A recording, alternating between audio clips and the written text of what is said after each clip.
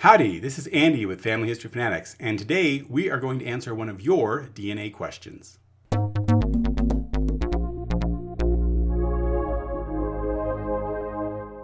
Oh, okay. This is a good one here. I like this one.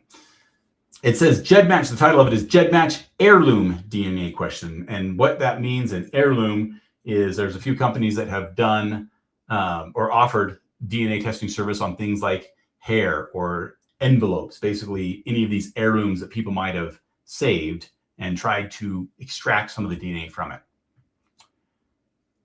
Question is, I have a kit that was not batch processed, but GEDmatch set it up so that I can still use some features. Just a second here. I'm going to go pull up the kit because they gave me the kit number.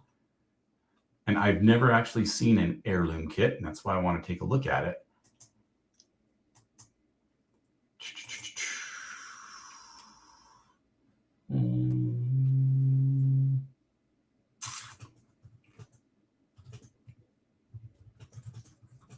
Let me do that one.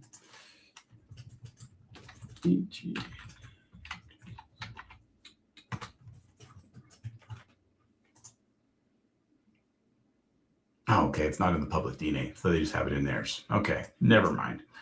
I won't be able to show that. Okay, so there's this heirloom kit, which was not batch processed. That means GEDmatch wasn't able to finish all the processing, but they made it so they could use some features.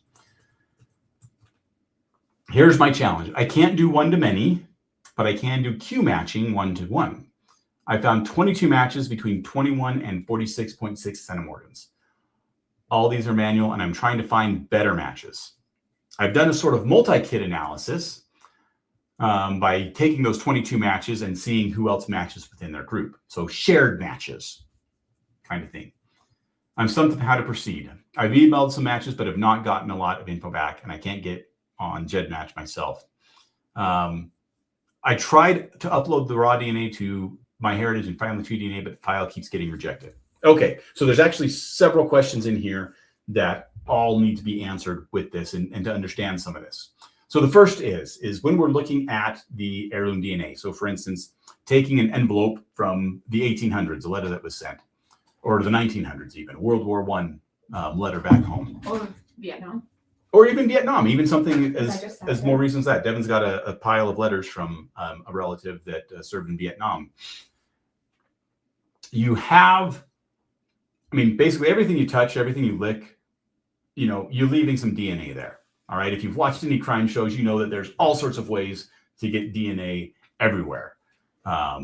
So it's all over the place. Now, the problem is DNA doesn't do so well when it's not inside of a living cell. It tends to degrade pretty rapidly. And so there's not much left after just a short period of time. The nice thing is it starts off with literally billions and billions of strands of this little DNA that can be saved. And so even if you're losing 95% of it, there still may be some millions of bits of DNA that can be processed. And so that's what it's really looking at on these heirlooms is, can we get any DNA out of there? Yes, you can. You're never going to get a full genome or even the full test kit. And that's what she was saying at the beginning here is it was not batch processed. And that means there was not enough information for GEDmatch to do their full processing of it. So if you ever get into doing this heirloom, recognize you're not going to get a full kit. That doesn't mean that you're not going to get anything useful, but it seriously decreases the amount of usefulness of it. All right. So because of that, there's certain tools that you can't use. So you have to, like she has done, or he has done. I was calling it she, and I just see his name's Dave. You have to kludge all these tools together yourself. So there's a lot of extra work. There's not going to be any kind of automatic. So if you are not willing to go and do that work, then don't necessarily try to use heirloom DNA to find matches because there's a lot of manual work you have to do. Okay, so he's found 22 matches between 21 and 46 centimorgans. That's not too bad, particularly for a heirloom kit. this is where the next part comes into play. And I can draw this out a little bit. Okay. So if you think of a regular DNA kit, that's my straight line right there. And we'll just say that that whole area represents all the DNA that is actually tested, even though it's broken up into lots of different areas. We'll say that that represents all of it. What an heirloom kit looks like is it looks something like this. And I'm exaggerating it, you know, maybe in some ways. Okay, so it looks like that. All right. So the problem comes in is, let's say a normal match matches across this whole area right here. Okay, well, with your heirloom kit, that also matches across that same area, except notice now with the heirloom kit, we have two things that have happened, or three things really. Can't see screen, sorry. Oh, you can't see the screen. That's because I'm not sharing the screen. Devin's sharing the screen. Okay, so back up to the top. This is our full DNA, and this is our heirloom kit, broken all up. So we have a match that matches across this area. But with our heirloom kit, what you notice is, hey, there's two segments there, and it matches where we don't have anything because we can't actually match it. So it's really seeing a match here, and it's seeing a match here. And now what the processors would have to do is try to figure out, okay, without having this data up at the top, is this match one segment or is this match two segments? Because it could be two segments because you might match right over here and right over here with a break in between. It could be two segments. It could be just one segment. Depending on how big of a break this is, there might be multiple segments, you know, through this. And so the fact that you're able to find some matches is good. The problem is you can't trust the amount of centimorgans that you have in those matches. So even though you found 21 to 46 centimorgans, if this had been a full kit, well, that might be 5 centimorgans. It might be 100 centimorgans, all because of how they're trying to interpret these little bits of data.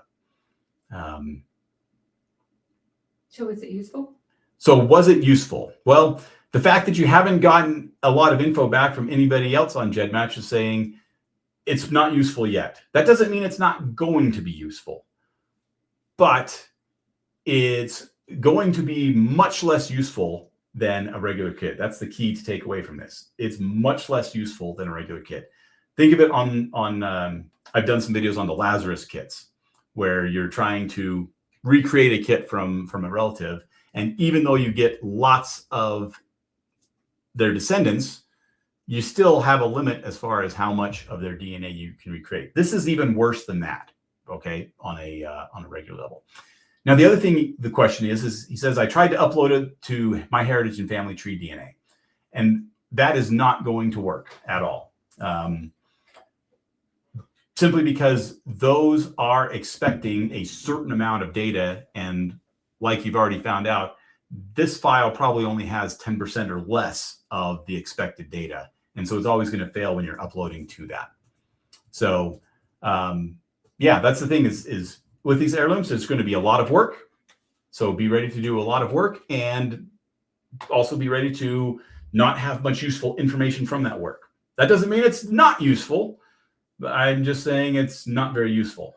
I have not done any heirloom testing because I couldn't ever justify the cost of it based off of what I know and what would be able to be gained from it. That is all for today. Thank you all very much for coming, and I hope that you enjoyed this and maybe learned something about this. Feel free to continue to ask questions in the comment section of any of our videos. And if you'd like to watch the full video, a link is in the description.